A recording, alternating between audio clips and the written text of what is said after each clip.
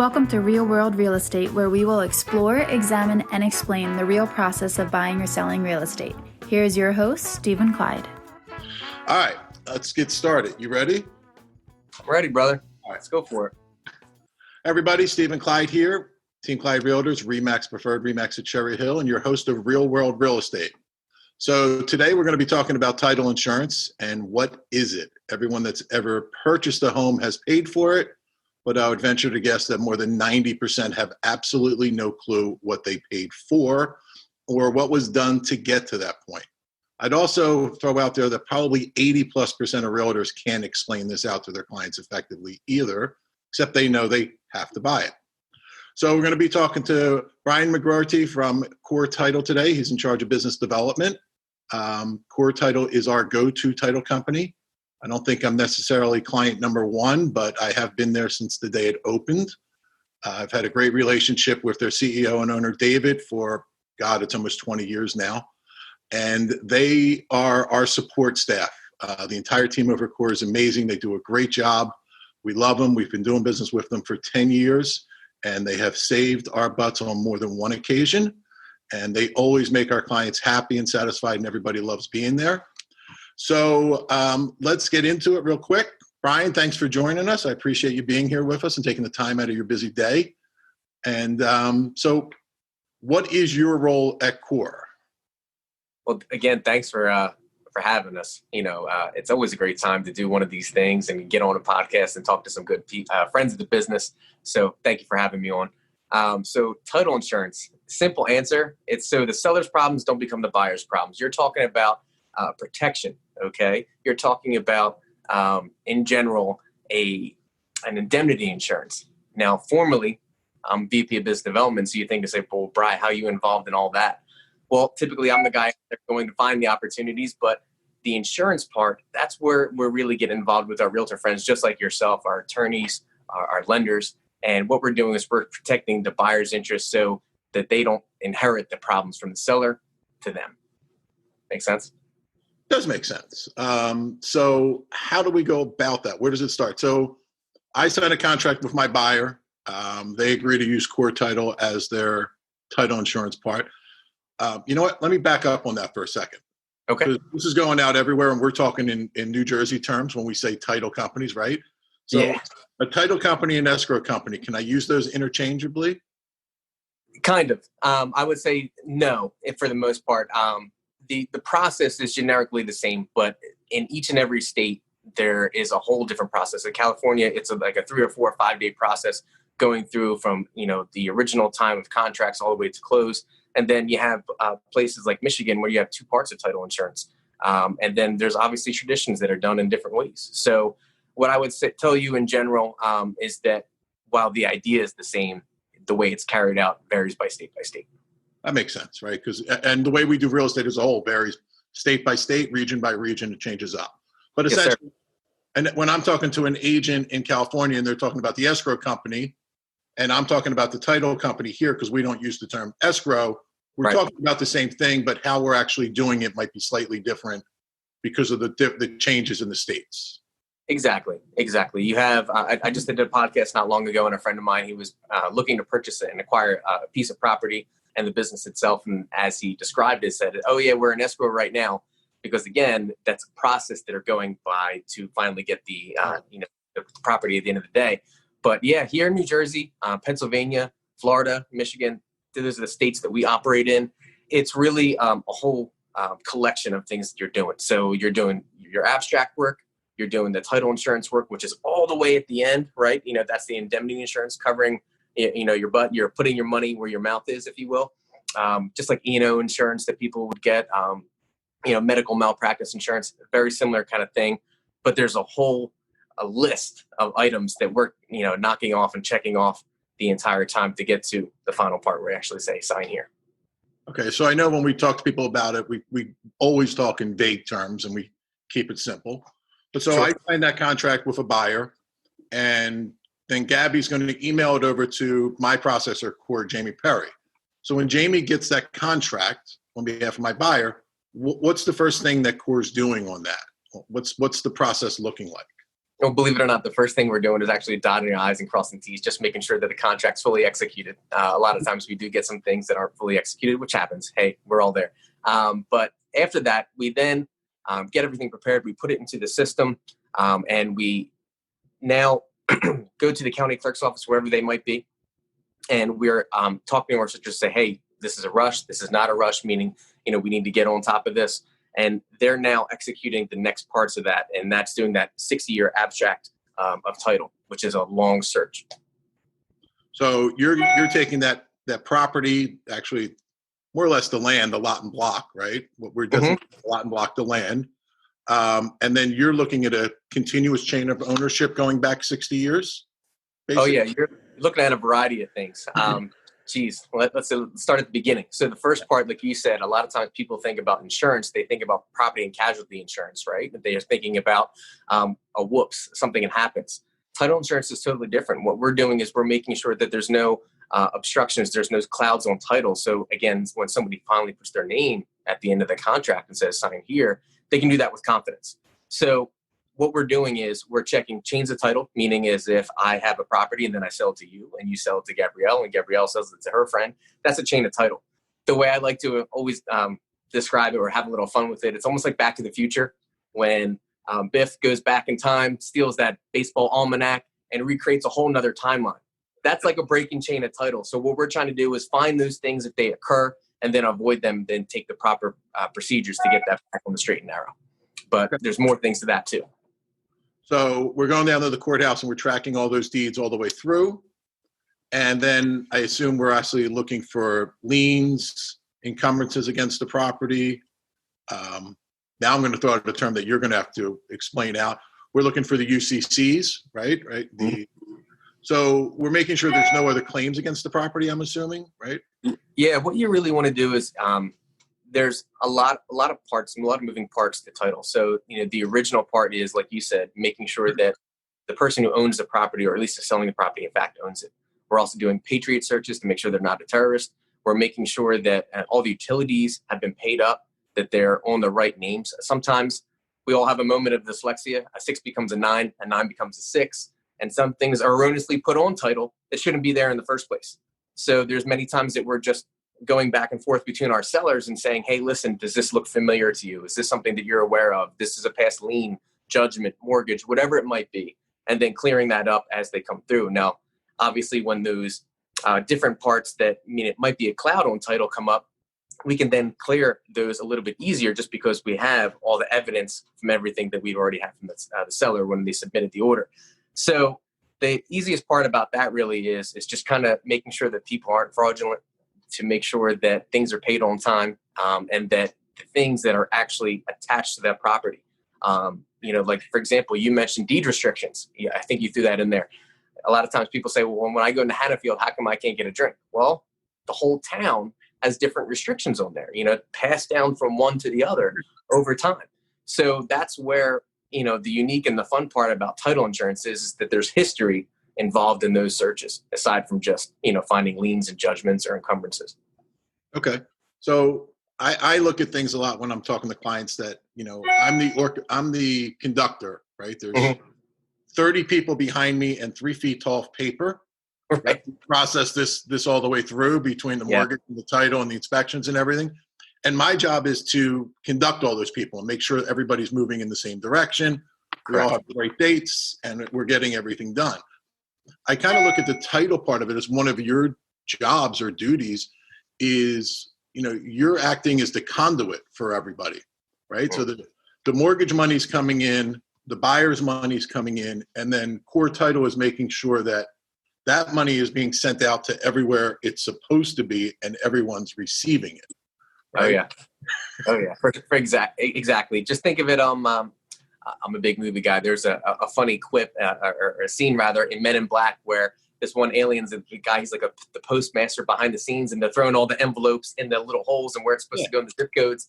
And then he's taking that and then putting it in their proper places, just like how you as a great real estate agent are navigating things and quarterbacking deals. We're doing the same thing on our end, taking money from this entity, putting it in escrow, making sure that, this commission's paid off, this final reading has been taking place, And there's so many different moving parts that we're corralling. It's like an octopus with a whole bunch of arms, and then making sure that they're all in the same place and paid off and taken care of. Okay. All right.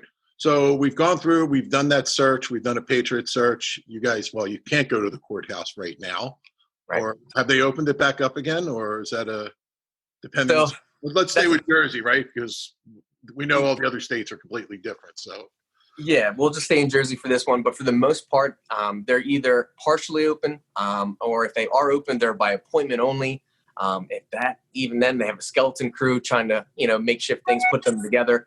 So in certain cases that they're just 100% closed. So what we do is, we have some tricks of the trade that we use. And we try to obtain the most secure, what's the best way to describe this? The easiest way for the buyers to have confidence that, again, when they are putting their name on that dotted line, that everything is going to be taken care of. Because right now what you have is things, the gap periods they talk about in between the time of which we can only see so much online, in which we have online access to, and to the part in which we need to find more information. It's imagine if, we're doing this podcast, we're doing this show, and then there's like 20 minutes just missing from it. You need to find out what happened, right? That's a good possibility. Yeah, exactly. So the deal is, we're trying to make sure that, again, when people are signing that dotted line, they have confidence and know what they're getting, because when we go past a certain time period, there's an opportunity for somebody to still take on that property, but they get that subject to those restrictions. Now, that's where you can get a good attorney friend involved to make sure that they're in the proper line, to make sure this is the best thing that it is for them, and that the risk that they're taking isn't too much. But a lot of times, too, it's just like little things. It's maybe you're in a community or a development that has a fence line that, might not be approved. So that's a restriction that you can't put a fence up there. Maybe you want to put a pool in, things of that nature, when you're actually taking on the happiness of your property and obtaining that. So sometimes it's not always as bad as it might think. You think restriction and, people start crowding up on that word, and maybe it doesn't sound so great, but I can say this is that it's not always as bad, but you have a good attorney on your side, you'll be okay. Good point. So I had one recently where the homeowners owned the property for 43 years, right? We're getting ready to go to closing. I represent the seller, and Jamie couldn't go back that far in the search. Right. So the one thing that she asked me for was if the seller had their original owner's policy from when they purchased in May of 1977. Right. Now, luckily, and I think we probably had a 1 in 5 shot at this, maybe, but we hit the one person that actually still had their closing folder from 1977 with their original documents and everything in it. So essentially what I'm going to assume is you guys at that point went back as far as you could online, because when we were doing that, the courthouses were closed. Yeah. And then are taking the assumption that from that point when that policy was issued, everything was clear. We only had to go back that far. Am I reading that right? Or for the most part, yeah. So the one thing people are concerned about is what kind of financial impact would this have on me, right? So let's say you take on this property, and typically there's a 30-year mortgage that people get. Now, if you just do the simple math, 1978 had 30 years, 2008 is usually around where that's going to stop. Even if you give some wiggle room, okay, we're in 2020. We have about 10 to 12 years on top of that. So we're not really worried about the mortgages, which is usually a big issue people might think about. But I would also say it's the other things. That gap period, remember I was saying, is like, finding that little block of time that we can say, okay, we have this original policy. Now we can see all the restrictions that are on there. So if there is something, we can announce that and let the buyer or multiple buyers, if there are in that case, know what's exactly on title. But right now, it's kind of like the idea is like, we think it might be this. We're not sure, but just want to let you know that in the event that for some reason it happens, we're not, we can't see it. So the cool thing about that is, though, too, is that once things start to open up, once you have that ability to have the county clerks open to the fullest capacity that they had before, the buyer can come back to us and say, hey, listen, you guys only did a partial search. I took it subject to these certain restrictions. What can we move on from here? The good news is we can just say, okay, now we have the full policy. We can do the complete search, And from there, we can now make a great assessment and then sign our dotted line and say, here's what we're going to support and here's what we're going to ensure. So in the same aspect, while it's not something that I think would be ideal, I think it's the best solution that we have right now for a lot of people. And that's why I would always encourage to have a strong attorney, to walk you through those things and whatever it might be, on your palette that you got to deal with in the future. Right. And I also want to say for everybody listening, as we go through this, neither Brian nor myself are attorneys or members of the bar. And when we're discussing these things, it's from professional experience. Yep. We're not attempting to practice law without a license or give you any legal advice or guidance. So let's step back a little bit.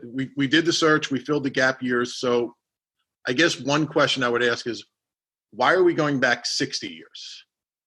Really, it's just a requirement by most underwriters for the most part. A lot of times in real estate, we have a lot of tradition, so for the most part, that's where they seem it to be the most, I guess, the best way, and when I even asked that question when I first started, nobody really gave me a good reason. They didn't say anything like, oh, Brian, it's a state requirement and here's what you have to do. It's really what the underwriters want. And, when you're an agent for an underwriter, they're the people that, make the rules for you. Okay. All right.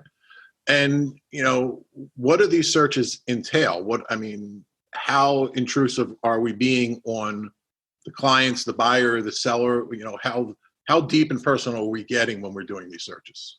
Not at all, because it's all public record, so if anybody wants to go to the county clerk's office, if it's open, obviously, and most of them don't have public access, but the idea is if you wanted to go see, what's on your neighbor's title report, you're more than welcome to. Now, don't get me wrong, you're going to go through hundreds of pages of documents and things that might be there. It's not as easy as just typing in an address and saying, hey, what's this property and what's currently on title. It doesn't work like that.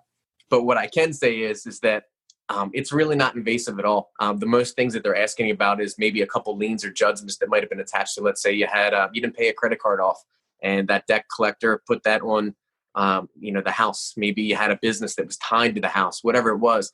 Those are the things that we're going to ask about, things that you already know. And again, something that anybody could research. So for the most part, that search itself, we're going again through the breaking chains of title. We're making sure that there's no restrictions, there's no clouds. People are who they say they are. And from there, it's really not too much on the seller. And when we're doing those judgment and lien searches, I've noticed that we're doing it by name, not necessarily by any other identifications, no social security numbers or dates of birth necessarily. So anyone with the last name of Patel or Smith or Jones, we're getting a phone book back, right? Yep. And then we're essentially taking that person at their word that these items are not theirs. So how is that working? So if there is that credit card lien, or the most common ones I see are the DMV liens against someone, or the child support liens. Yep. Or a lawsuit that was filed and there's a list pendant against someone. So we're taking them at their word. They're initialing off on them saying that's not me. How is that guaranteeing that they're telling us the truth? Well, for the most part, let's put it this way. You don't really get to see what's in Pandora's box until you open it. So for the most part, when you're coming into any type of legal transaction, you are taking people a lot at their word. But in the event that something does happen, that's what the title insurance comes up for. That's where we can have all that protection. But a lot of times at settlement, they're signing off on things. They're signing off on aliases, what they might be known as, previous names, anything that might come up. We can go through all of our different databases and search and find these things. Now, the good news is that God forbid we do miss something, you do have that title insurance to protect you. But for the most part, you're taking people at your word on a lot of things. And that's where the common names, like you said, Muhammad, Smith, Jones, Brown, all those different ones, you're coming up with stacks and stacks of things. And most of the time it doesn't even have to deal with that person. So it really gets interesting when you start having the juniors, seniors, and, such and such, the fourth or whatever. That's where it gets a little dicey sometimes. But for the most part, I like to say, and knock on wood, most people are pretty honest. I think 99.9% of us are. Everyone's got that uncle in Nigeria that wants to give us some money. So there's that, Right. that percentage out there. So I was going to bring this up, but you already broached on it, on the aliases and the also known as, or the AKAs. So, I have my first name, Stephen, and I consider it very common, right? But there's various spellings of it, and everybody spells it slightly different. So I'm a PH, but there's some V's out there, and there's a VEN or just VE, or STEPHEN or AN, and I've even seen people butcher and turn me into a Stephanie over it. So those additional names that come up for me that I'm signing off on when I was at closing on this house. Yeah.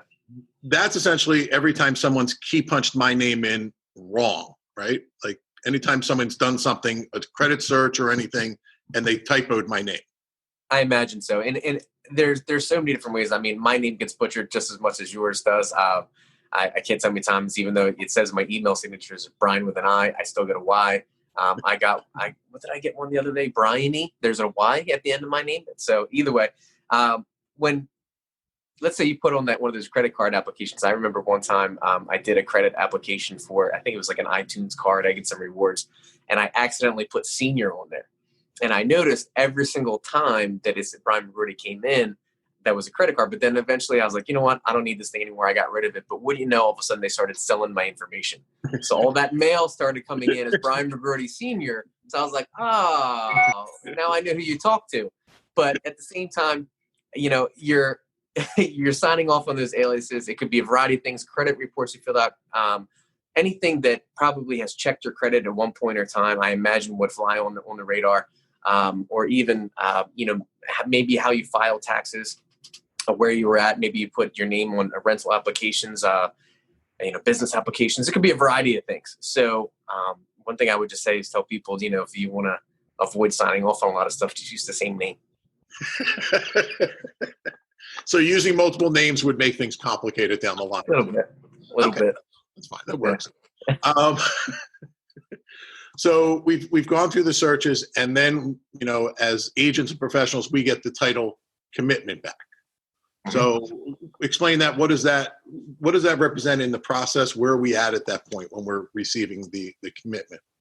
That's the part where we're putting our money where our mouth is. We've researched everything, anything that was public record, any utility companies, restrictions, deeds, whatever things that might have appeared in our huge abstract of title and the various entities that we had to contact.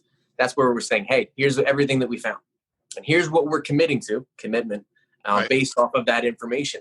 And here's what we're willing to insure in the event that something happens. Now, sometimes when you have policies, there are certain things that, title companies will have a restriction or they're going to have an exception to. For example, a lot of times when you go to, let's say, new construction, there's liens or judgments that might be from a previous lawsuit that construction company had that were saying, hey, listen, that has nothing to do with this or that, but I just want to let you know this doesn't carry over.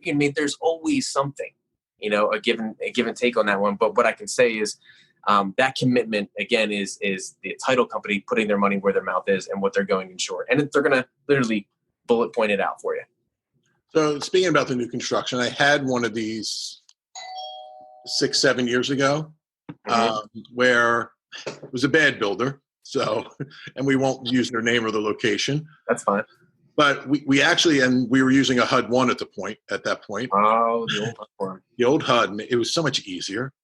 So it ended up being 7 pages long. And as that's normally 2 pages, right? Yep. Because the builder hadn't paid anyone. Right. From the painting contractor, electrical contractor, all the way down to the cleaning person.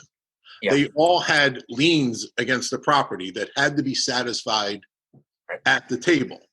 So that's part. One of the questions I was going to ask is, does a buyer have to buy it? Right. In other words, I know if I'm getting a mortgage, the mortgage company requires it and I have no choice. But if I'm paying cash, do I have to take out title insurance?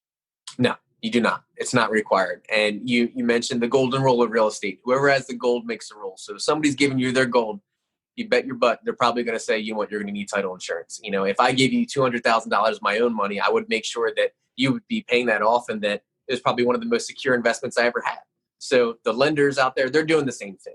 They're just making sure, again, you are who you say you are. You're using it for the purpose that you said you were going to use it for. And the investment that you're actually putting it towards is fairly sound.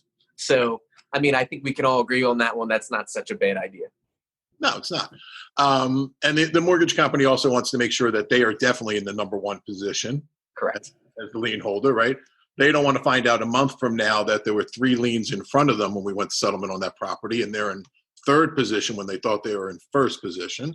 Oh, And yeah. that's kind of what they're requiring us to go through you for, is to confirm that no one else has a claim on this. You're secure in your collateral, basically. 100%. Yeah, there's anytime when you're talking about positions. So imagine, let's say you and I go into business and we're buying a property together, and we get that first loan, right? That first loan is going to be at the top of the pool there. God forbid something happens, they get to collect everything first. Well, let's say we get a little line of credit, and then that's added on there. Then we add something else, and that's added on there. Now you're literally making a deli line of different people behind them, first, second, third positions. So when you're saying that they need to be at that first position, that's the best position for any debtor or any lender to have, because they're going to get their money first. They're going to get their first crack at whatever might be left.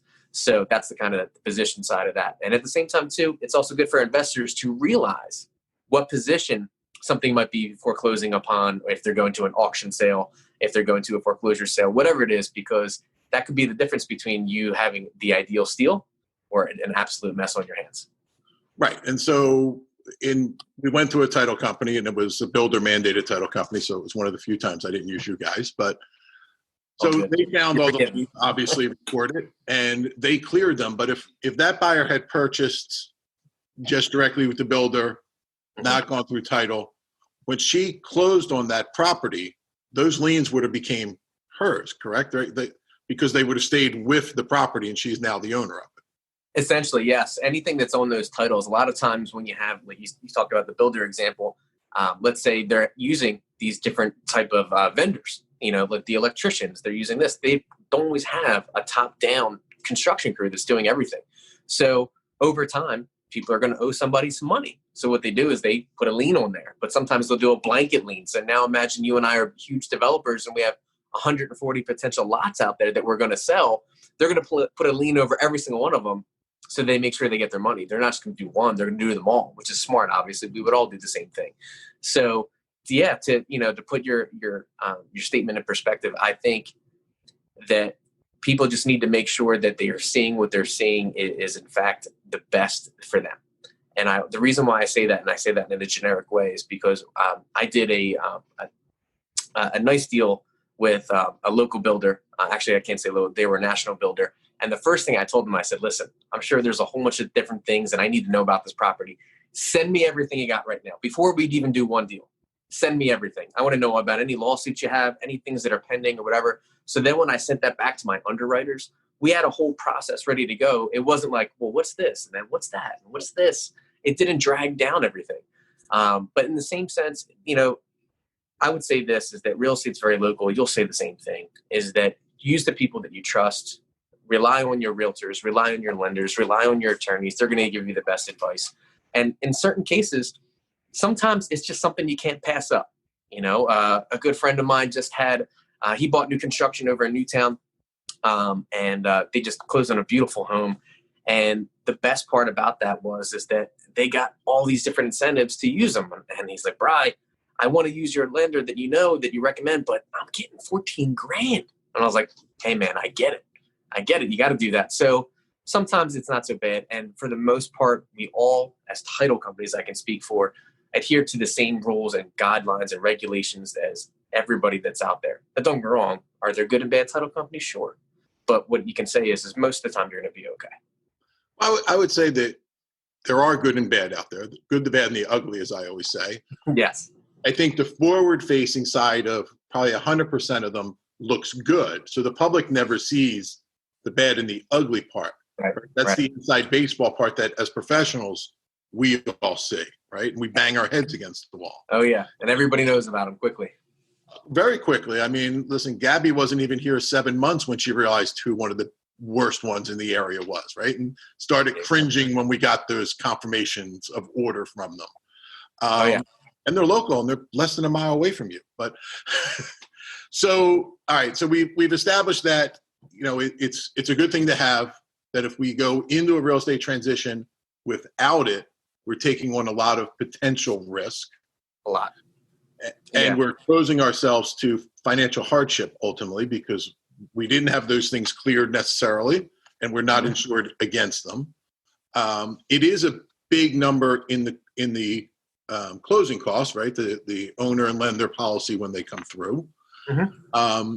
Now, what is the difference there, right? Because for every, I would say 95% of people are getting mortgages, and you may probably higher than that. So there's two line items on the settlement sheet when we're reviewing of our client. There's the lender title policy and the owner title policy. Yeah. They're two completely different premiums, right? They're vastly different from each other. Are the coverages the same? So essentially what you're really looking for is the lender's policy obviously is going to protect the lender's interest. Sure. And that number is solely based off of the loan amount, right? And then you have your owner's policy, and that's based off of how much the down payment you're putting down. So there's three things most of the time that you have to deal with, let's say in New Jersey and PA, Florida, Michigan, the states that I typically take care of. You want to get the address, the loan amount, and the purchase price. Those things are going to dictate your entire amount of your premium and everything else. And all those fees that come along with it are regulated, again, by the Department of Banking and Insurance in each and every state. So there's really not much wiggle room. It's not like, you have a really great credit score and all of a sudden you can get a discount on title insurance. It doesn't work like that. If you're Bill Gates or you're a bum on the street, it doesn't matter. You get the same exact rate as everybody else. And the cool thing is there's different coverages that come along with that. But for the most part, for where people are really using, just buying a house each and every day, my underwriter probably is going to hate when I say this. You really don't need it. You don't, in my own opinion. Now, don't get me wrong. Are there extenuating circumstances that might protect you? Of course. And that's where I would say seek legal counsel to make sure that you're getting protected properly. But there's something too that I wanted to talk about if I could go back. Sure. We were talking about, title insurance, and sometimes people think that, you can shop around for it. Sure, you can. You could probably get a couple dollars here and there. Okay, I get that. But it's really not based off of also square footage. It's really based off of, again, those factors I mentioned: purchase price, loan amount, location. So, like, for example, I'll tell you a quick story if I could. I was chatting with this one gal, and she said, "Bri, hey, listen, I'm buying this lot of land that's next to my house. I'm just going to put a garage and a driveway on it. It's going to be all great. It's my neighbor's. It's really small. What can you do for me on title insurance?" And of course, since it was so small and the amount, I think she was buying it for like $5,000, $7,000, something like that. It was the bare minimum that you would get. And she goes, "Well, geez, that's a lot." And I said, "Well, let me ask you a question. If there was a $10,000 lien on that property, what would you think about, with regards to, the couple $100 that you're probably going to be spending on title insurance?" And she goes, "Well, I don't understand what you mean." I said, "Tell you what, I'm going to do a search for you. I'm going to tell you exactly what's on title right now. I'll be back with you in a couple days." I did the search. I got it back. And wouldn't you know, there was all kinds of liens and judgments that were attached to that property and their neighbor's property, between tax liens, some utility liens on there. There was credits, debtors, everything. It was over $30,000 in liens just attached to that one parcel of property that, again, you could put a shed and a driveway on. So it really doesn't have to deal with square footage or small spaces. It's really what's attached to that property. Like you said, the lot and block. The lot and block, right. So I'm going to go back to where you said the owner's policy is protecting my down payment. The lender's policy is protecting the loan. So Correct. If I'm putting FHA and I'm putting down let's say it's a $200,000 home, I'm putting down 3.5%. So my out-of-pocket investment into this is $7,000. So that owner's policy is insuring my $7,000. The lender's policy is insuring the $193,000 loan I'm taking out. Mm-hmm. Now, does that 190? So as I pay down that loan, right? Because these policies stay in effect, and correct me if I'm wrong, until I sell the house, right? Correct. I'm insured for my entire time of ownership. Right. So the 193 stays at a 193 policy, right? It doesn't go down as I pay it down. No, it stays there. So, like, let's say, easy numbers again, $200,000. Let's say court title, God forbid, happens to miss something. And it's, again, easy numbers. We'll use a $10,000 tax lien. So then, you call me up and say, "Hey, Bri, there's this one particular lien we missed on one of the transactions, et cetera. Can we look into it?" What do you know? We find out we did miss it. We write a check. So let's say it was a $200,000 policy. It's now going to go down to 190, and then it stays there until, God forbid, something else might happen. Now, the good news is we're really good at our job, and we really don't get a lot of claims, if at all. I'm knock on wood right now as I say that. Right. And, we don't have to worry about that too much. But the cool thing about title insurance, it's a one-time thing. It's not an annual thing. It's not a monthly thing. You purchase it when you get the home. if you really look at it, how much, let's say you roll it all together and you finance it with your mortgage, you're talking at like $4 or $5, $10 a month that you're really financing over the course of a 30-year mortgage. Right. So in the grand scheme of things, it's really cost effective for what you're getting out of it. Okay. So I also want to back up a little bit because we keep throwing around the term title, right? Yeah. We're inside baseball, and that word has different meanings depending on where you're applying it, right? So I always use the example with cars, right? A title to a car is ownership. A title to a home is how we own it. Correct. Is that basically it in a nutshell, or am I missing something there? Oh yeah, there's different ways that you can take title, as they say, and you can do that with rights of survivorship.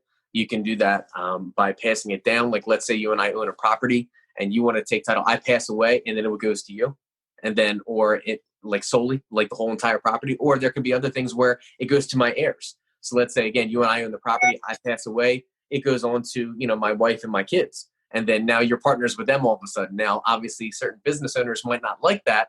So they're going to pick the proper way to take title as well. Okay.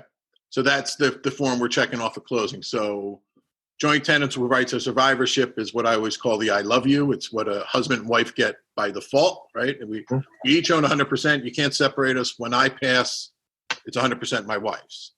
Now, is that the same as tenants by entirety? Now, see, that's where it gets a little different. That's where I would say that's the legal side. Yeah, that's the legal side. Just because when you get into taking title, I would say that the one thing you need to worry about is what's your goal with that property. Right. Are you selling within 2 to 3, 4 years? All right, we'll take it as everybody else does. Is it something you're using as an investment? Okay, sure. You go down that route. Is it something that you're using for commercial purpose? There's so many different ways. So what I could say, the best way to do it is contact somebody that knows real estate inside and out and backwards, and make sure they have a law degree. So my best advice for you on that one is find out what your goal is first, what your why is for having the house or the building or the property itself.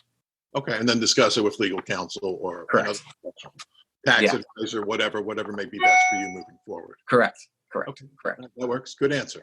So you mentioned briefly exceptions or conditions. I always refer to them as exceptions. So I've seen it where we get the survey back and there's a fence line off, or there's a shed that's over the property line. Encroaching. It may be this property shed that's over the property line, or the neighbor's shed is 3 feet over on the property line. And the same thing with the fences, right? Especially in the older developments, we see crooked fences, because I always joke with people that, back in the 50s and the 60s, the dads all went out to put up the fence together. Yep. The one they started at 8 o'clock in the morning was perfectly straight, but by the time they had some beers over lunch and in the middle of the afternoon, that last one kind of racked a little bit and wasn't as straight as it should be. Yeah. So those are the things we're talking about on the exceptions, the things that are encumbering the property that shouldn't be there, and you're noting them out to us and bringing them to our attention. Sometimes, yeah. It could be, encroaching, like what you were talking about, like a fence line or a garage, or even a piece of the building or structure that's hanging over on somebody else's air rights of the property. But then there's also times where, you can have encumbrances and certain parts of the deed that it announces what's going on. Like, for example, let's say PSE&G needs to run a line that happens to go over the corner of your lot. Well, then that's going to have to be on your deed. That's going to have to be shown. A funny story about the fence line. I actually live next to a church and one of my homes, and they started at one side, and then as you went maybe about, let's say 100 feet, I'd say by the time they got over to it, they were 6 feet over on the church's lot. And then one day the pastor comes knocking on my door and says, your fence is on my lot. And I was like, what are you talking about? It's been there since I got here. And he goes, no, we have the survey. And so he shows me the survey. And of course, we read the fence. We got some nice vinyl fence and everything. That was fine. But things like that happen. Or sometimes you have shared driveways, real big on, close-knit communities where you don't have their own spot. Like there's some spots and friends in Haddonfield where, you have those Y kind of driveways where you both go up the same entrance, and then one goes off to the left, the other goes off to the right. And, you're now sharing the responsibilities of that driveway. Now, we all know some people don't really help out when it comes down to, snow removal and things of that nature, but that's part of title. It shows you those things. It exposes those things. So you're very well aware that this isn't all yours. It's shared, but those things can be changed over time. They just need to be agreed upon. So then buyers that don't obtain a survey are exposing them to other possibilities that are unforeseen, right? Because you're not going to pick up a differential on the fence necessarily with your eyes. Sometimes you can, but sometimes you can't. Yeah. So getting a survey is really integral into getting a really good, clean title. 100%. 100%. I would think people say sometimes it's not always necessary. Sometimes you can get the survey done previously from the seller if it was done within a certain time period. I would say it's well worth the $400 to $600 you might spend. Obviously, you can just get a basic survey done. You don't need to have all the shiny markers and things on your property. That's obviously, some people like that. But in my own opinion, I think it's pivotal that you get a professional to come out and check fence lines and check those things, because things could have changed over time, especially if you have eroding, property. So that could have been changed over time. There's so many different things. So I would say anytime you're purchasing a property, get a survey done. It's well worth it, because the thousands you're probably going to spend to fix it, to do whatever you need to now, is a lot better than the $400 you could have spent and known about it, prior to. Yeah, we just had one. Jamie sent us the survey on where it's decades ago, right? There's no way this could occur today, but the house was literally built on the property line. Oh, wow. So to get into your front door, you had to walk on your neighbor's property, right? Yeah. It's literally dead on the line, right? No gaps, setbacks, nothing. But what was really integral about that, and it didn't really affect the title because it didn't cross over, but it allowed us to see that, this is a pre-existing non-conforming condition. And for everybody listening, that means you have something that's been there for a long time and doesn't meet current code, so you're grandfathered in. But if that house were to have caught fire or needed anything up to 50% of rehab work, it had to be torn down and moved back into the middle of the lot where it belonged. It just couldn't be rebuilt again. And which gave us the ability to get out of that deal, right? Because that's a danger mode. So the title process and the survey process, helped my client in a $125,000 investment that could have been detrimental down the line. Right. And just kind of like we were alluding to a little bit earlier in the conversation, the reason why that investor was purchasing the home, there was a specific way in which they wanted to earn their money and use that property.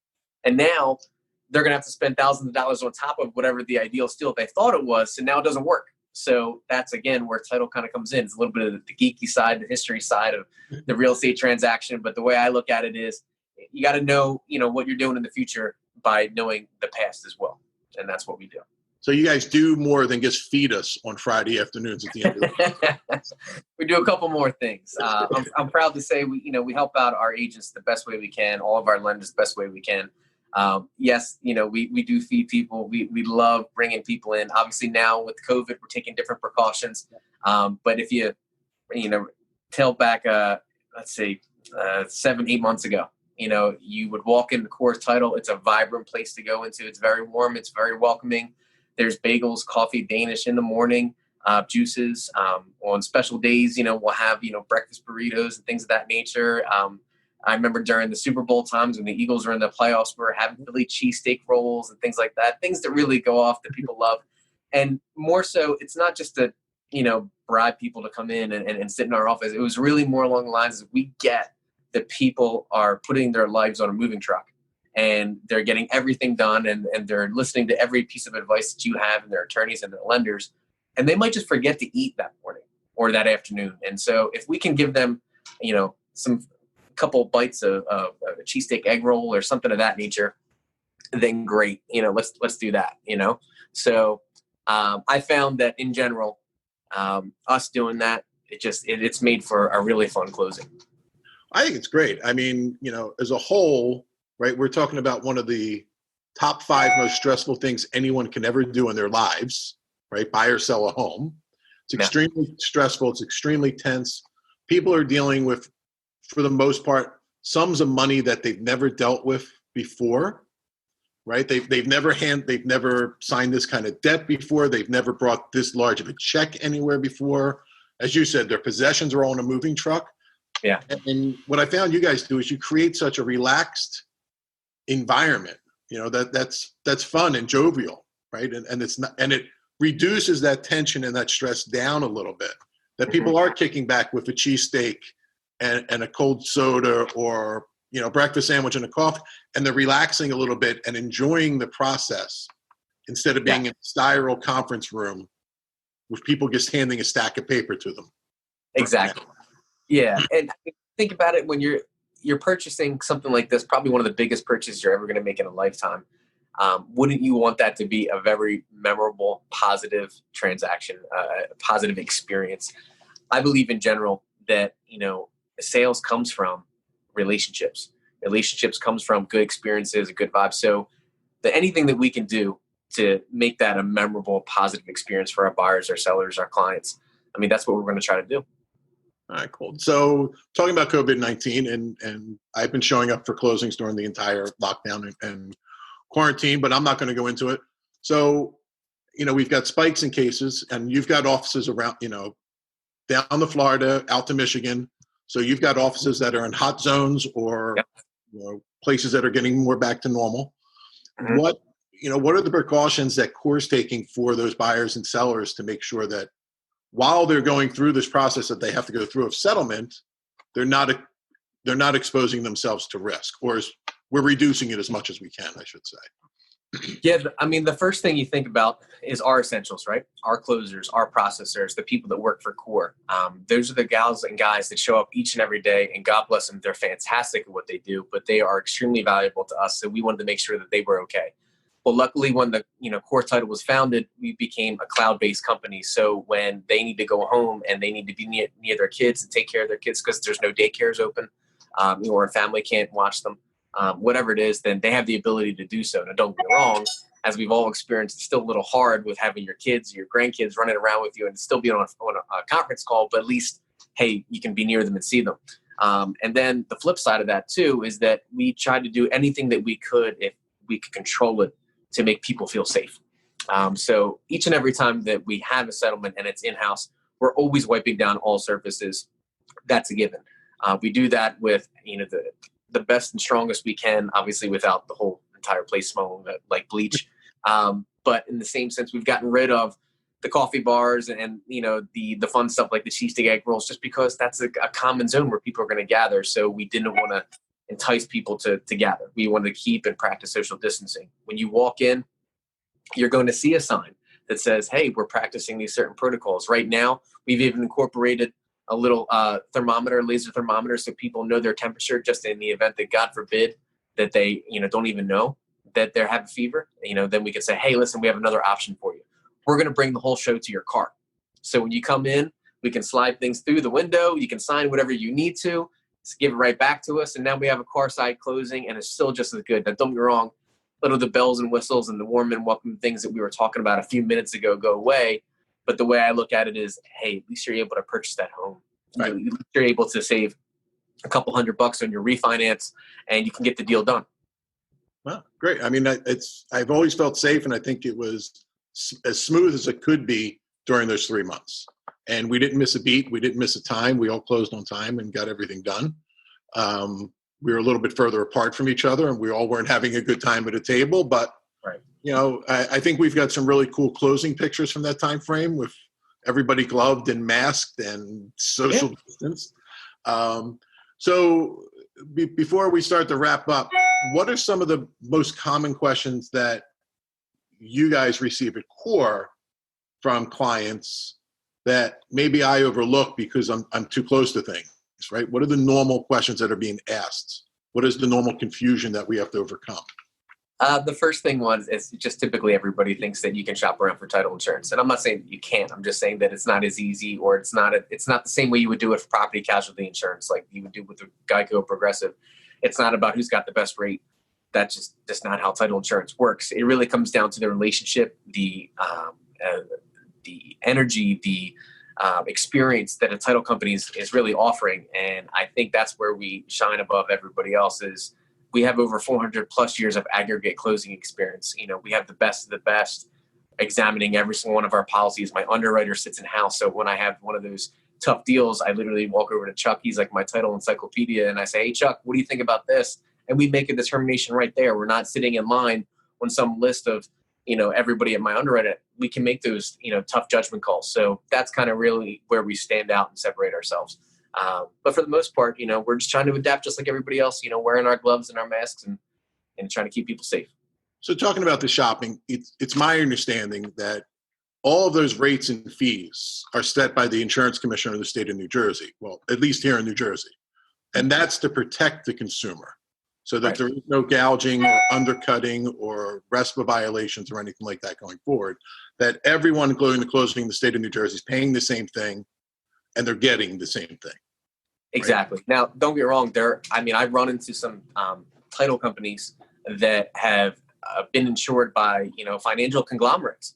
So they weren't underwritten by, we call them the big five underwriters, Stewart Title, Chicago Title, there's a whole mess of them, North American.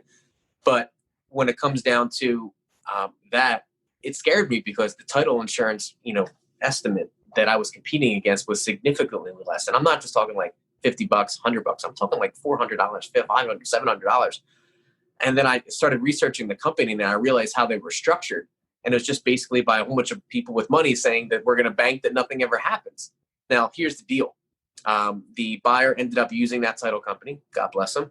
It ended up being a 4.5-hour closing. The notary that came there that one day had nothing necessarily to do or was employed by that company. They were just hired. So they had no idea what was going on with the transaction. They were constantly butting heads with my client, the realtor, throughout the entire course of the transaction and the settlement. So it made for a really tough experience. Don't get me wrong. I'm sure there's probably some good ones out there. But what I can say is that's the difference between your realtors and your lenders and your attorneys, knowing the best and the brightest out there and why you should probably use them. Well, it's funny you mentioned that time frame. I've had numerous customers that tell me, oh, do I have to take a half a day off to go to closing? And I'm like, no, we'll be done in less than an hour, right? If everybody does their job right, 35 minutes, we should be finished and you should be on your way. Yeah. We may sit around and talk over coffee a little bit and everything, but you do hear that's like the 4.5 hours you brought up, or I've heard 6+ hours. Just horrible, right? Just nothing in place. All right, good. So can I interject real quick on that one? Yeah. So back in 2015, they changed around a lot of our process and the way that we handled it. We alluded to the HUD-1, back in the day we were used to rather. But I'm sure you remember those closings where we literally got up to settlement and we didn't have a mortgage package yet. We were just sitting there waiting for things to be funded. So sometimes you would sit there and wait until that funding happened. And sometimes that could take half a day, a whole day. But now, since those new rules and regs have been put into place in 2015, we really avoid a lot of those hurdles.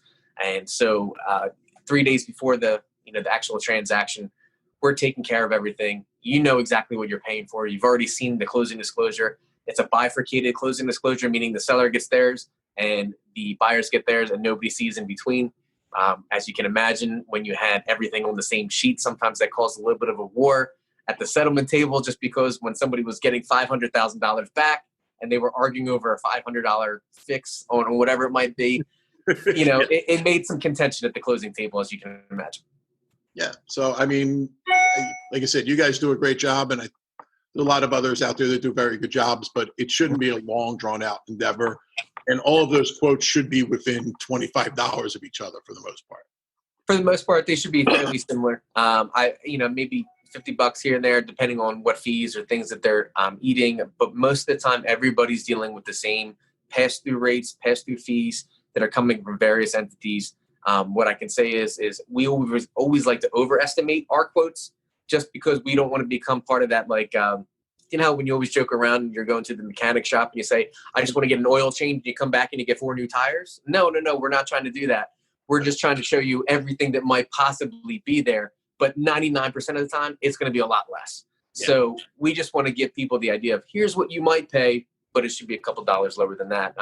But yeah, to your point, I got my name all over, not my name, Brian McGroarty, but Core Title's names all over pens, pads, notebooks, and papers and things like that. The way I look at it is, if you notice that my name is everywhere, Core Title's name's everywhere, the closing took too long, in my opinion.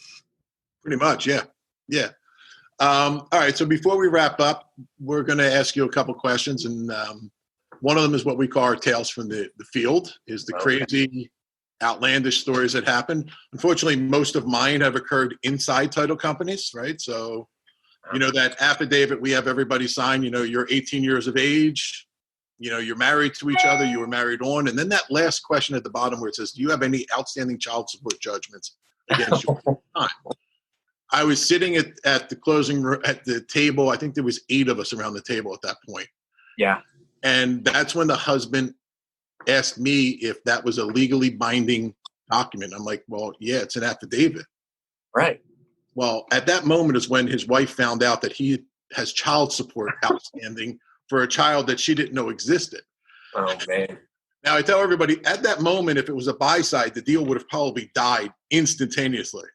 But the plus side was, as we were about to enter into a divorce situation, we were already selling their marital assets. So we streamlined the process for them a little bit. But that did take a little bit longer because they needed like 45 minutes in their own room to talk to each other.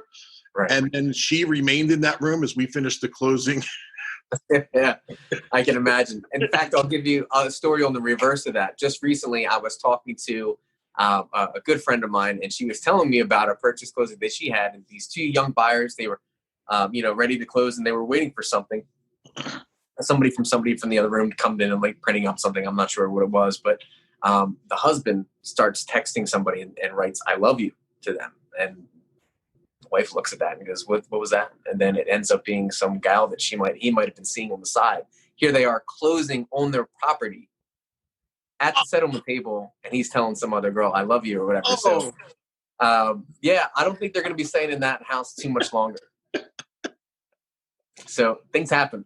Yeah. So is that your crazy tale from the field? That's the most recent one. I'll give you that. I'll allude to a couple. I've had a couple of those Jerry Springer moments. I remember one time, there's just a funny moment, a settlement moment. I walked in and, in our conference rooms, we have those little windows you can see in. Yeah. And I could tell that the buyer and seller, they were just kind of weird. And there's an older gentleman, and he was the seller on the other side. I'm sorry. And he was just kind of like, old man Windsor. And I didn't understand what was going on. He was just kind of being a grump. And just out of nowhere, I hear, "There is no F and K." And I was like, and I just look over, and what happened was that you have these young buyers, and they're just inquisitive and asking questions about the house and whatnot. And they said, "Well, can we have the key? We're ready to, move on." And that's when he got up and said, "There is no F and key." And it turns out what happened was he dropped the key in between like his deck or something or whatever it was.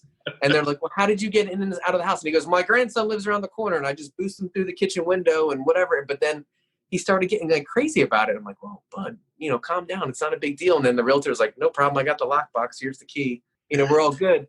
But it was just kind of one of those funny moments that just like caught you off guard, but it started with just some weird tension and then, that outburst. But, I would say that we're psychiatrists, marriage counselors, and everything as we go through this process. And, we learn little bits of the story as we go along. And a lot of times we get the conclusion and a twist ending as we sit down at the settlement table, right? And learn everything. Oh, yeah. It all comes out. Brian, I really want to thank you for coming on today. Before I let you go, I'm going to ask you some questions that we're asking all of our interview people. All right. A little bit of this from Inside the Actors Studio and Brian Buffini. But just some rapid fire, just answer with what comes off the top of your head or if you know it, just throw it out there. But what's your favorite and least favorite words? Favorite word? Probably Kristen Holloway always makes fun of me, because they call those crutches that you always fall back on. And there's a lot of times I'll just say, "Okay, I guess so," or something along those lines. And then, she starts, I'm even forgetting the word. She's going to make fun of me for forgetting it, but I have a couple crutches that I fall on. So we'll go with that one. Least favorite word. We'll just call it can I use a phrase instead? I hate when people say, "I'll try my best." Just either you do it or you don't, in my opinion. So when people used to tell me when I was a young kid, "I'll try my best," that means they weren't doing it. So I just have a little twig, anytime I hear that. So when the family's away and you've got the house to yourself or the office to yourself or you're in the car alone, Okay. what's that tune that you crank up and you just jam to and let go and you think you're a singer and you're really not? Right now, The Weeknd's got a good song out there. I'm sure Gabrielle might know it off the top. I'm terrible with no stuff, but anytime Michael Jackson's playing, I'll probably interrupt the middle of a conversation and go on the dance floor. I love Michael Jackson. Nice. Well, you can't miss with Michael Jackson. I mean, you know. Oh yeah, Billie Jean, any one of those. Forces me on the dance floor too. It's an ugly sight. I mean, you'd rather watch Elaine and Seinfeld, but so we all have that one movie that if we're walking through or if we see it on TV, we've seen it 20 times, but we're still going to sit down and watch it no matter what part that movie's at. So what's that movie for Brian? Shawshank Redemption. Really? Your own little private, what was the place in Mexico? Is that in Yahoo or is that in Yahoo or? Oh man, you got me on that one. You got me on. I know that the ending scene is fantastic. I love that. But yeah, that's one of my favorites. Shawshank. That's a great film. Really good film. So what's your favorite book? Oh, Think and Grow Rich. Napoleon Hill. I just bought a new copy of it because I couldn't find my old copy. Oh it's yeah, a great book, right? And everybody misses the first two parts of that title, right? Everybody wants the rich part. Everybody forgets think and grow. Yeah. Oh yeah. Now it's I love the audio version on that one because not only is it narrated, but there's certain excerpts that come directly from Napoleon Hill, and I get past recordings that he might have had in the early 1900s. So that's a good one, audio version. Check it out. I'll have to check that out. I definitely will. And then, what noise do you love and hate? I'll start with the one I love. I love the sound of a golf ball going into the hole. That just if I could have that one, that would be great. The sound I hate, man, that's a tough one. Probably like that old school alarm clock, not like the bell, but like the beep beep, like that low. Yes, that's annoying. That's all my youth and middle school and high school. All my alarm clocks were like that, and so I think that's just a point of horrible. I agree with that. Nails on the chalkboard for me.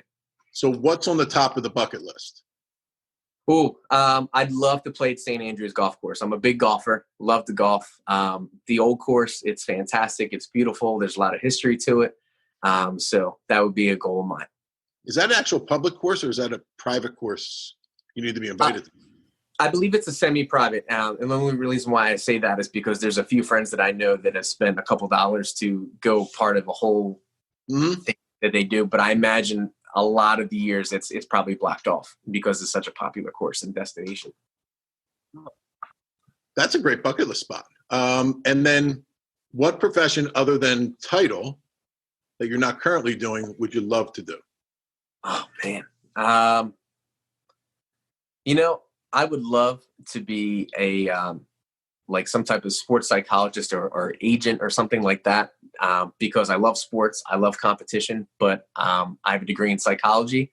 So I love the reason and the way people think the way they think. And I really got into sports at a young age, but there's, professions, baseball players and tons of history where you find that these guys have put routines in place just to get past their own mental block. So I would love to had some type of job that dealt with that at some point. That would have been cool. That's very cool. And this one I love, actually stole this from the Actors Studio. It used to be on Bravo. Okay, so I remember. If heaven exists, what would you like to hear God say to you when you arrive at the pearly gates? I'm proud. Nice. That's a good one. That's a good one. Wow. Yeah, that would be the thing. Don't get me wrong, it would be fun to come down to something like The Price is Right or something of that nature walking in. But those two words would be pretty solid in my book if I heard that. I think that's a good thing to hear at the pearly gates. That's definitely a good thing to hear. Well, listen, I enjoyed our time together. I really had a blast. Thanks for explaining everything out on a complicated subject and keeping it simple. If anybody has additional questions on title or they need to do a search or something, what's the best way to contact Core? How should they reach out, or if they have more questions or anything? Sure thing. The best way to reach me is probably my cell phone, 856-366-8097. Also, I have my email address you can always reach me on, but I would always say cell phone's best. That's bmcgroarty@coretitle.com. And if you'd like to reach Core Title directly, that main number is 856-316-4644. 888-888-4005. Either way, we all work as a big team, so if you need to reach out to me, you have some questions about title insurance, or even just want to talk a little shop, I'm always happy to be a resource. Awesome. I appreciate it. You have a great day. We're going to have a massive June. I'm sure you guys are twice as busy as we are. And I'll see you over at 1300 Route 73 pretty soon. Yes, sir. Thank you for having me. It was a pleasure. You got it, man. Take care. Take care. Thank you for tuning in to this week's episode. If you would like any additional information, please contact us at Team Clyde Realtors on Instagram or Facebook, or you can send us an email at steven@teamclyde.com.